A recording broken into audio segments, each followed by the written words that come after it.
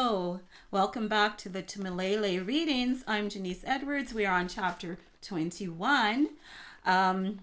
We left chapter 20. Oh, and by the way, chapter 20 takes us about halfway through the book. So yay, that's an accomplishment for us.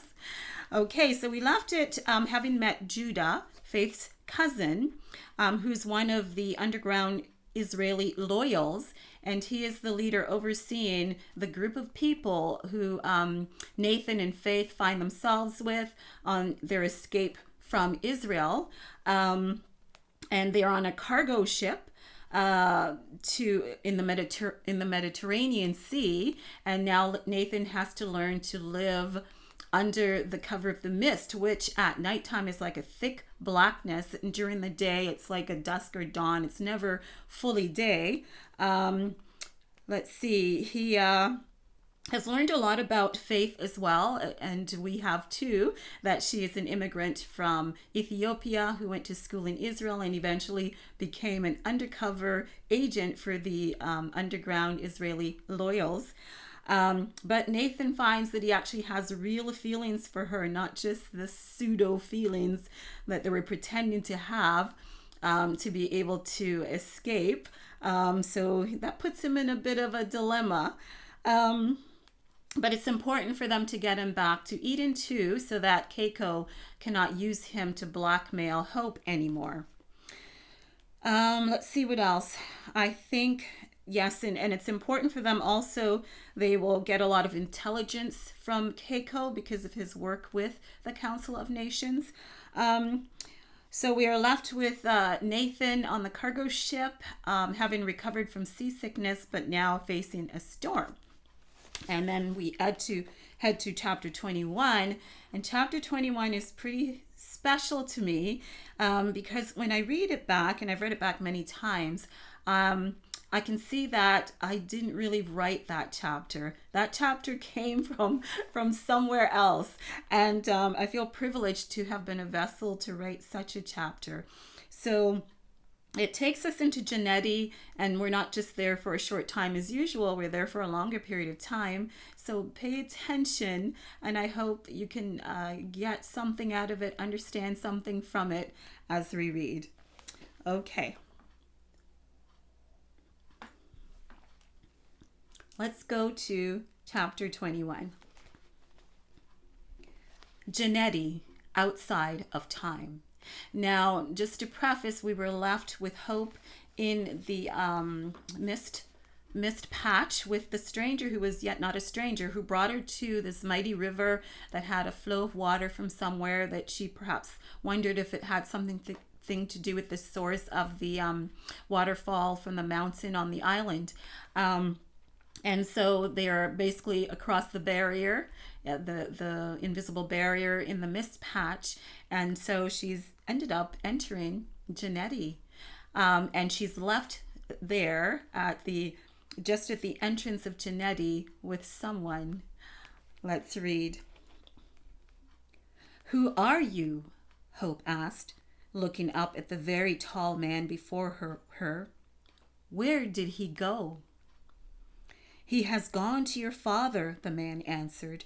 His voice was low, kind, melodic, like a friendly song. He was pleasing to look at, but for some reason Hope's eyes wouldn't take in the details. Or was it that they couldn't take in the details? He seemed like a man, yet not a regular man. Hope couldn't quite describe him because she couldn't see him clearly. He had a tall, lean form with a head, torso, arms, and legs. His eyes, nose, and mouth were there. She couldn't really see his ears or his hair, though there was the impression that they were there. His coloring appeared muted, as if too rich for her senses. Prince Adani had left her there with him and had simply said, "Wait here with him until I call for you." So now we know who the stranger, who wasn't really a stranger, is. "The sovereign prince must clear the way with his father for your presence here," the man further explained. He paused, then smiled and continued. I am Phileo. A pleasant fragrance floated from him. Can I see his father? Hope asked. No, not yet. When then? He gazed ahead of them. On your wedding day, he eventually replied. My wedding day, Hope murmured. Was this a dream? Was she in a trance? My marriage to him? Yes. Hope looked around again. From the numerous times that she'd studied her surroundings, she felt that she should have been able to see it more clearly. Why can I not see it very well? She asked. Your eyes are yet veiled, he answered. Was he joking with her? But she had detected no humor in his tone. He seemed genuine. What do you mean? She asked. You are unable to see it. I will on my wedding day? Perhaps. Peering at him again, Hope tried to gauge his mood. After all, she was in this strange place with this strange attendant to the prince, where nothing was making sense, yet everything seemed right. Perhaps, she repeated. His eyes squinted and his color became slightly enhanced, as if weighing his next words. I do not know if you will see clearly before the wedding or after the wedding. Ah, Hope breathed, nodding slowly. I can ask him then. Ask him, but I do not know if he will answer you yet. Another dead end. Hope sighed. They'd been standing at the portals of a great hall for what seemed simultaneously like both a long time and no time at all. She felt neither tired nor hungry, but she did feel slightly impatient. Where was he? It was like when Agios would be with her and then disappear. The same feeling of restless anticipation for the next time they'd meet. Suddenly, it dawned on her. Am I dead? Phileo looked down at her quizzically, as if confused by her question. She grabbed at his arm, but found nothing to grasp onto. Yet, there he was still before her. You are very much alive, Phileo assured her. She reached out to touch him again and could not. She stared up at him. Are you... I am alive also. He extended the same arm toward her. Would you like to touch me? She stared at his arm, slightly doubtful. May I? The rest of Phileo remained the same, but the extended arm slowly solidified before her eyes. The fingers appeared more clearly, a golden brown. She touched him quickly, afraid it might change again. Hope gasped and laughed with delight. It's real, she said. It was warm. What about the rest of you? He slowly retrieved his hand, and its ethereal essence returned. You will remember my hand, and you will remember him, but hardly anything else, he said. Why can I touch him, and why will I remember him? It is as it should be, he said. You touch him because he has taken that form for you and for the world. Can he change? She asked. He can, but he chooses not to. Why? If he had your form, he wouldn't have been killed when he first came to us. It was for that reason that he came that way. He wanted to pay the ultimate price to bring all of humanity to himself. You, his bride, and all who you represent are priceless to him. Hope murmured, nodding. My parents said as much. They are here. Hope gasped, a burning sensation in her chest. Here? May I see them? She almost grabbed his arm again, but realized in time and stopped. I do not know who he will allow you to meet. You must ask him. She glanced around her, feeling really impatient now. She looked from where she'd come with the prince toward the long, imposing hall before her. How was it that she could only remember leaving the mist patch and not the journey to this vast entrance. Its height was not visible, at least not to her. Its total width was likewise undefinable. "But when will he come?" she asked, filled with childlike anticipation. "I will take you to him," said a woman's voice, sweet and comforting like a soothing summer breeze. Hope had not seen her come, but there she was on the other side of the portal, small yet imposing, with a brightness that seemed harder to mute than Phileo's essence. "I am Storge." She pronounced it Storge. As with Phileo, Hope couldn't see her clearly, but she had the impression that she was filled with a great beauty. "Come with me," Storge said, smiling.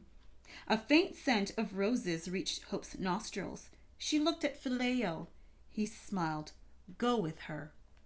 Storge moved ahead, and Hope found herself following her without exactly meaning to.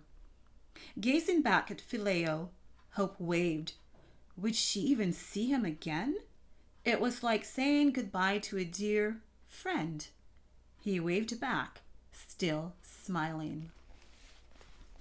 Let's go back to Eden 2 for a moment. The watcher stood outside the mist patch, intent, restless. His master had urgently commanded him to locate the island princess. Had she been missing? How had he not known? He'd been awakened before dawn, his head clamoring with a frantic telepathic message. But he had had to wait for the lift of morning curfew to exit the protective walls of the compound. In the wee hours of the morning, he'd driven a travel cart out just as the compound gates opened for a change in sentry duty. Ignoring the frantic calls of the military guards, he'd claimed to have urgent mechanical business on the fishing boats. Especially with the World Envoy's people out on the ocean, security was much more stringent. As he had driven frantically past the road leading down to the fishing docks, fear had filled him at the hate-filled words that churned relentlessly in his mind. Even now, he wasn't able to dispel them.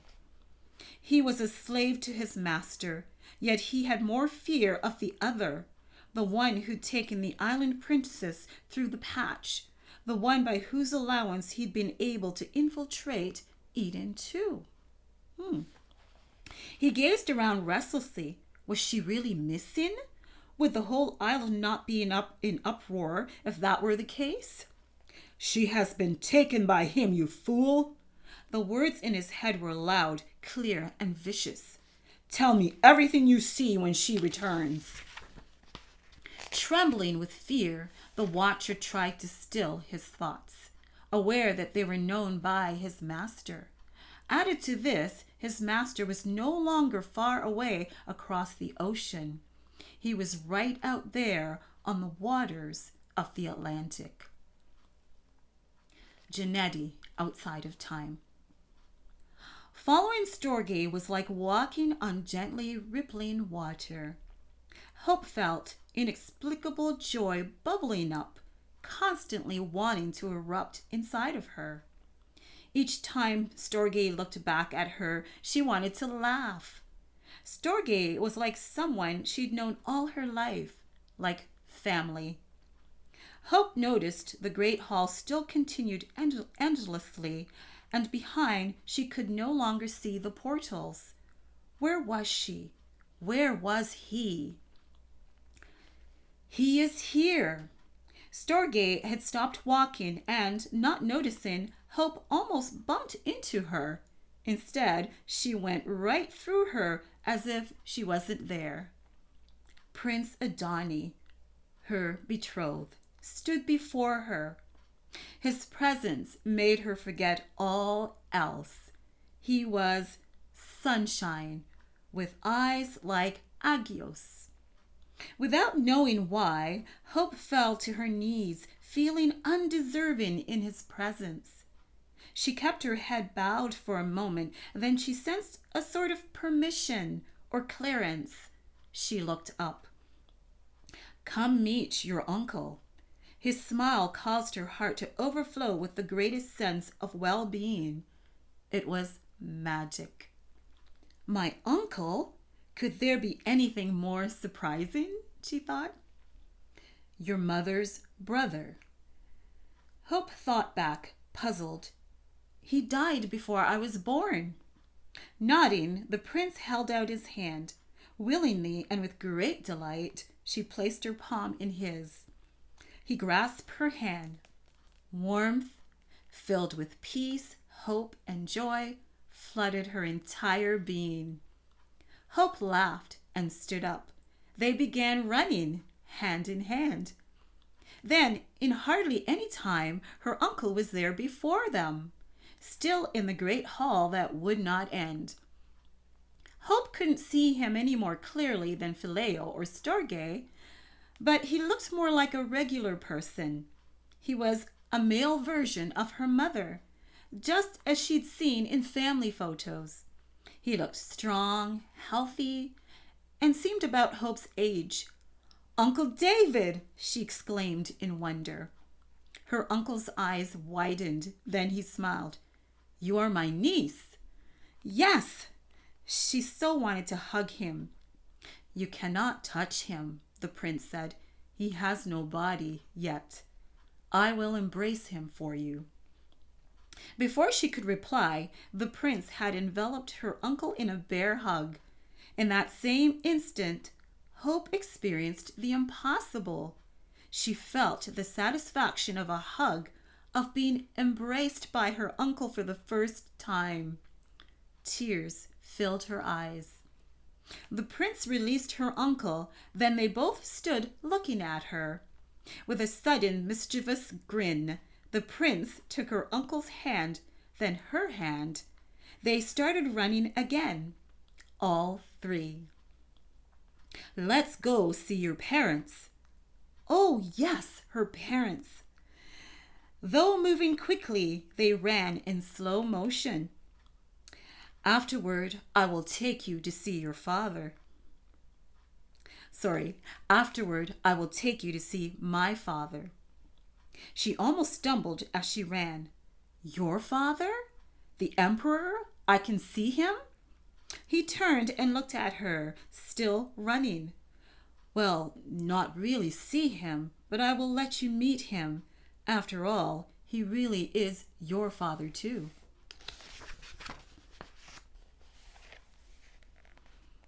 He is most wonderful and mighty, the greatest, her uncle elaborated as he ran on the other side of the prince. Hope marveled that none of them were breathless from running and talking at the same time. And as they ran, something like confusion and something like enlightenment filled her mind.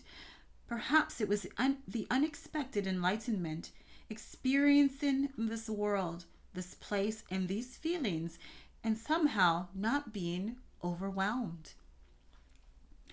Eden 2. When she emerges, I don't care what you must do. Drag her to the water where we will find her. The watcher shivered uncontrollably. His master had become more frantic, as if the world was about to end. How was he to accomplish this? His original task was only to work and watch. He had not been allowed any other leeway by the other. Surely his master understood this. If he relinquished this privilege, he would fall into the same state of all other non-loyals. He would no longer be able to survive on Eden 2, and then all would know his true form. The voice in his head continued. After we have her, it no longer matters if they know your true form. What does it matter since you've already given up your body to us? Fulfill this last request and you will be promoted when I rule this kingdom. Let's return to Jennies. Cleanse our minds a bit. You must return shortly, Prince Adani said to Hope. She was sitting cross-legged with her family, her father, her mother, her uncle, talking, laughing, enjoying each other. There was such indescribable peace and love. Even though they seemed to be in a great meadow, she didn't know what they sat upon, since it didn't seem like grass or dirt. The prince had been sitting with them, but now he rose. His attention seemed focused on something distant, as if hearing what she couldn't hear. Her family seemed to hear it too. They also rose. Hope followed suit, feeling somewhat left out. Bram and Sarah Kanisa faced Hope, looking at her steadily and lovingly. Hope looked at each one in turn. Longing welled up in her heart, remembering the embrace she'd also received from them through the prince. "Do not be sad," her mother said gently. "We will see you again." They were most certainly her parents, but they also seemed younger and something more. They were a truer version of themselves. Her father smiled reassuringly. "We are waiting for you." "It is wonderful to meet you," her uncle chimed in. "Come," the prince said again, holding his hand out to her. Her palm touched his, and suddenly they left the meadow. Instantaneously, they were in a place filled with white light. It was calm and silent, and Hope felt weightless. There were no ceilings or walls or floor, just space. The prince released her hand and faced her. She immediately felt bereft of the contact, but then his eyes, filled with love and compassion, secured her. With a fixed expression, as if on a most important mission, he said, "You are my betrothed, chosen by my father. You are the representative of all the peoples of the earth who choose to follow me. What I will share with you will also be theirs. Our marriage is different from marriage in your world. It will be higher, perfect in a way earthly marriage could never be. And it will be infinitely unending." Waving his hand as if sweeping the folds of a curtain aside, he exclaimed in a voice like rushing waters, "Look!" She looked. Her breath caught in her throat, then came out in a rush, as she suddenly realized what she was viewing. The Sky Kingdom! In some sort of distance, a massive city hung in the air. It was almost hidden by its magnificent walls and Hope's veiled eyes, but she could still see that it was glorious. Without being told, she knew it was more spectacular than she could imagine. "It will not always be in the sky. I will eventually bring it down. I've prepared it for you and all those who are mine. We will inherit it together and live there forever in perfect harmony. But before that, my father has commissioned me to make the earth new again." Silence. Hope couldn't look away from the splendorous scene, though soon enough the choice was taken away from her, and the Sky Kingdom receded from her sight. A new scene scrolled into view, another place. This new place was filled with a great darkness, like a black hole in space. Its yawning, gaping entrance opened to what was like a great chasm of nothingness, an abyss. Yet there was something there. It pulled at Hope greedily, desperately. She could hear sounds like someone crying. No, more than one. Multitudinous cries of agony, filled with rage, hatred, and despair, echoed out of the chasm. Curses railed against the sovereigns. It was as if every immoral thing was trapped inside.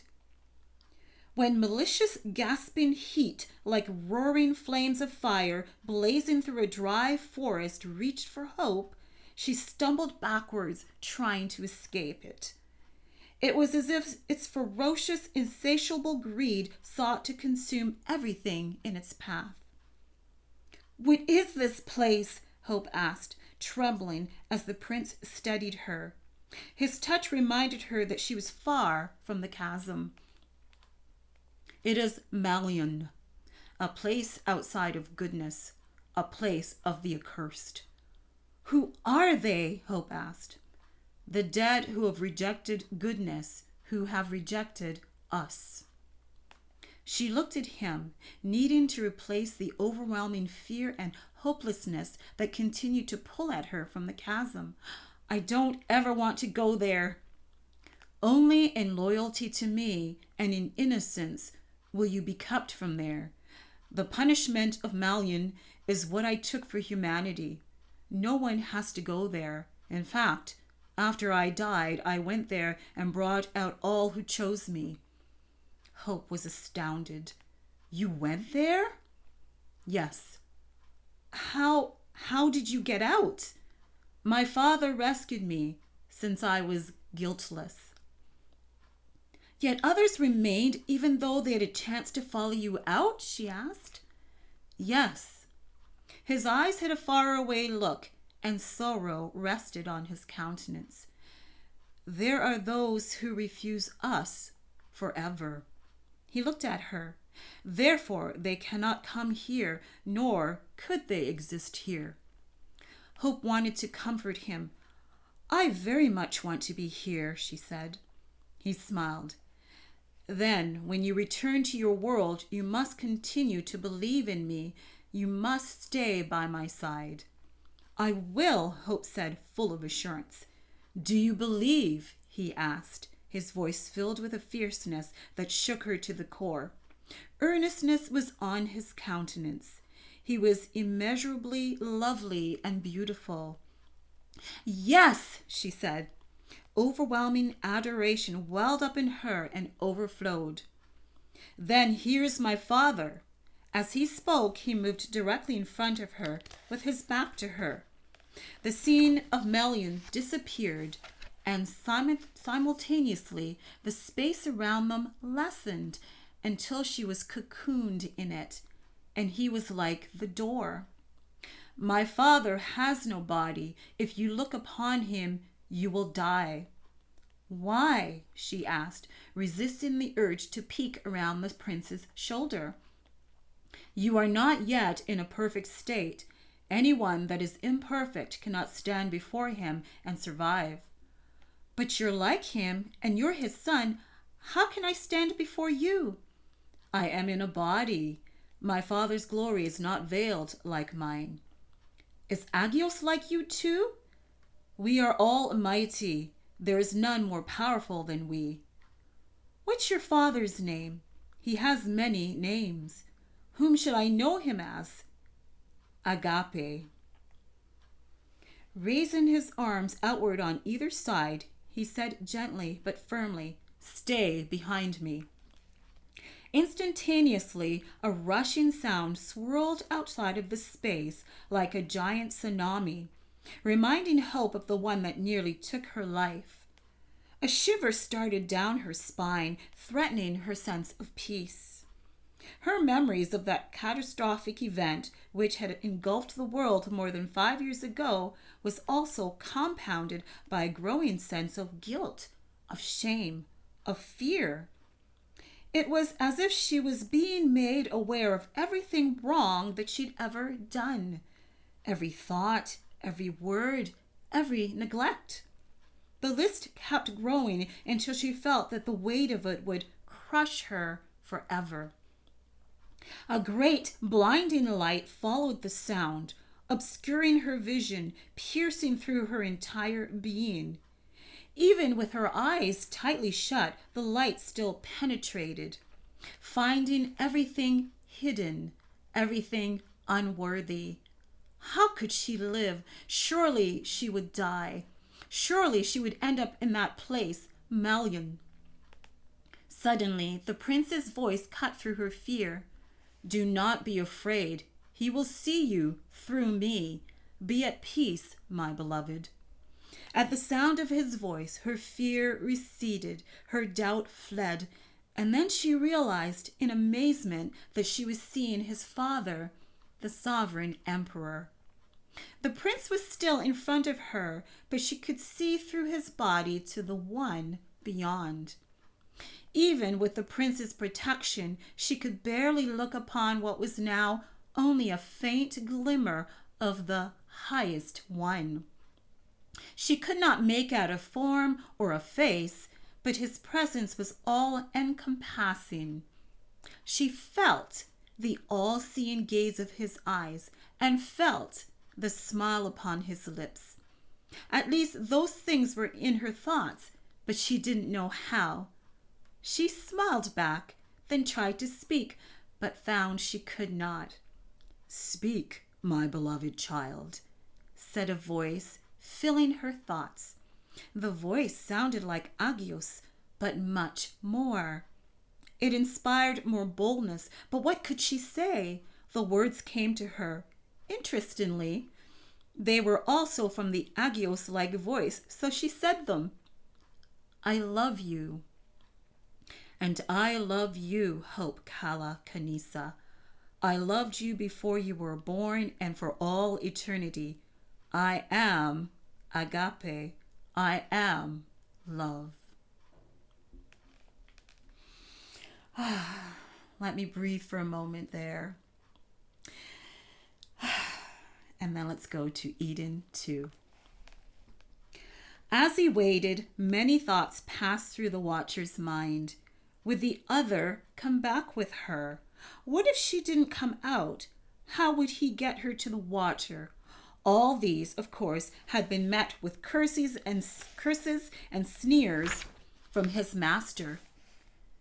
He should believe she would emerge. Since his master had said so, he should at least believe his master. He was so caught up in his thoughts that he didn't see the emergence of said persons from the mist patch. He knew beyond the patch was timeless, but through the patch would take time. Still, he wasn't prepared for their appearance. A sudden, strong gale shoved him over, knocking the wind out of him. He barely had time to see the other pass by with the island princess held safely in his arms. The watcher knew that the other had taken her unseen. She would also be returned unseen. His fingers clenched dirt as he struggled to get up. Gasping for breath, he wasn't sure whether he should be relieved or not. She had not come alone. Surely his master would know that he'd been powerless to do anything with the other there in person. Surely. "Get back there! Don't let her out of your sight!" Curses followed the command, filling the watcher's mind with hate and darkness. He sighed, dread filling him. The world thought they were being ruled by the ambitious, wealthy, charismatic, handsome young world envoy. Little did they know that the real ruler would be his master, the one who now guarded the world envoy. He comforted himself, thinking, "The world spirit, my master, will reign supreme. I must hold out until then." The watcher dusted himself off and walked back the way he'd come. So, did you get that? The one who guards the world envoy would be the real ruler and was the watcher's master. So we know the one that guards the world envoy is Tasabe. And I told you there was something about his name. His name is T-Saeb. So if you can get that and flip his name around, you will get who he is and what his name really means. Okay? All right. Well, thank you for sticking with me for that awesome chapter 21. And please join me next time for chapter 22. Take good care.